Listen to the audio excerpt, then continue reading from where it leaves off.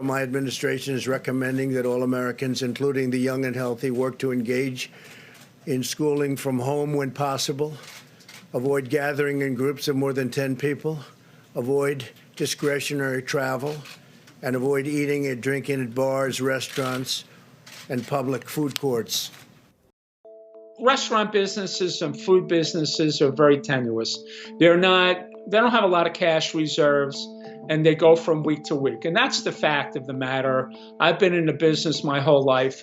Restaurants in the U.S. are reeling from social distancing measures aimed to slow the spread of the coronavirus pandemic. The industry employs more than 15 million people in the United States, and many of them have either already lost their jobs or are worried about losing their jobs.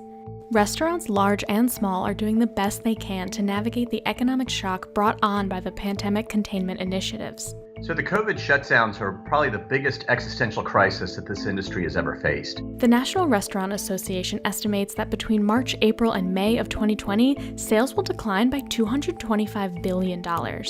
But beyond just lost sales, many smaller and independently owned restaurants are focused simply on survival, and owners are worried about being forced to close their doors permanently. I'm Connor Knapp. I'm one of the co-owners of Piper and Leaf Tea Company. It's myself, my two sisters, and my brother-in-law that own and operate it. Currently have 4 retail locations.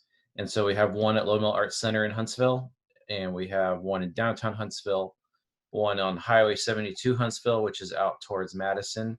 And then we have one in downtown Birmingham at the Pizzitz Food Hall. Before the last couple of weeks, probably about half to 75% of all of our sales were retail in store. As our sales in store decrease, that we've leveled out at about 80% decrease now in loss of in-store sales. Our online sales have increased 85%. Well, fire is the wrong word. Or layoff, is that the correct word? That's correct. Laid off quite a few. Some have chosen to be a furloughed. The difference is staying on the books versus off the books. So I'd say about half chose to be furloughed and the other half chose to go ahead and go on unemployment.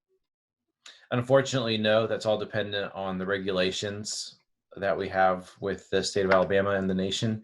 So for example, our Low Mill Arts shop has been completely suspended because the management of the property, it's an art center, there's 250 studios, and management decided that we will only be allowed to access property for people who are in studio. No public was allowed on property anymore.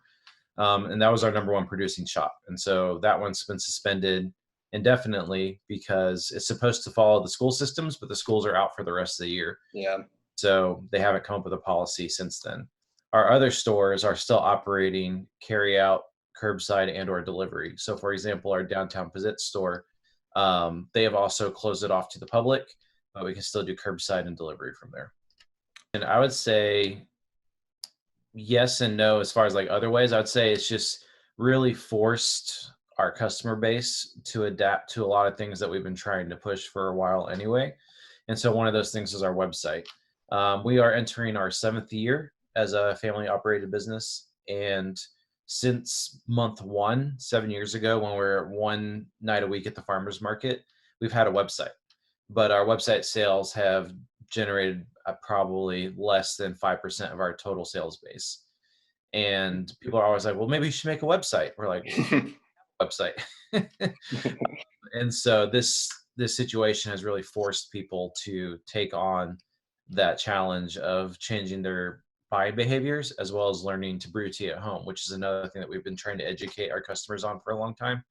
And so it's really forced people to take initiative now to make those changes, to do online sales, as well as learn some of the techniques for themselves. And then some other things that's interesting is, and this kind of is a broader aspect, is people really liking the idea of neighborhood deliveries and or family takeout meals. And I've seen a lot over and over again on social media about how they hope restaurants will consider doing those services after this situation has passed, which would be great. The unfortunate part, though, is doing those services are so inefficient for food service that it's where most people are actually just breaking even. They're not making any money off of those situations. So they're really doing it to survive rather than to make money during this time. And that's what a lot of the average customers don't realize, is that this is a survival tactic versus a, hey, we're actually making a successful business kind of situation. Yeah, and this is what I've said in almost I've done a couple of interviews, and this is what I've said in almost every single one, is to just support your local businesses if that's what you want to see existing in the next 2 to 3 months. A lot of people, and I hate to be the message of doom, because a lot of people want that hope of like, oh, we're going to be done in the next 3 weeks. Mm-hmm. That's not the case. My other reality is I'm also a medical professional. I work in an outpatient clinic, and being in the medical world, as well as having friends who are on the front lines in the ER, in the COVID units, and seeing what's happening worldwide, this is going to last at least 60 days or 2 months from when this started. So we started this middle of March for Alabama. It'll easily go into May, probably even June. A lot of people are saying don't expect it to things to go back to normal until June or July kind of thing, if we're able to maintain the current rates that we're at. And so a lot of changes are having to be made, and a lot of changes are having to be realized. And so during this time, what I keep telling people over and over again is, if you want to see that local business that you like at the end of this, you've got to support them during this time. Because I've seen, unfortunately, more and more support go towards the larger corporations who are set up for this kind of infrastructure. They're set up for the delivery service. They're set up for the drive-through, because those kind of properties require actual physical structure and design in order to make that happen. And they're very expensive. So our average property costs us about $2,000 a month. An average drive-through property costs $10,000 to $15,000 a month. And so that big difference, you're already priced yourselves out of someone who's starting from scratch, rather than having a corporation behind them or a franchise behind them, where they're able to have borrowing power and staying power and having this broader network of things. And so that's the thing I try to tell people, is if this is the culture you want, if you want to keep the texture of what your society looks like, you've got to support the local businesses during this time, because those franchises, those corporate entities, they'll still be there. I mean, a few have closed and a few will close. Like, for example, Logan's was already in a bankruptcy situation before COVID-19 hit. And so some of them will close in those kind of situations. But other ones like Chick-fil-A, not to say that they're a bad company, but during this time, people have become more supportive of them, saying like, make sure they survive. And in my area, there's a Chick-fil-A down the street, and they literally are blocking the highway every single day now because there's so many people going through the drive-through.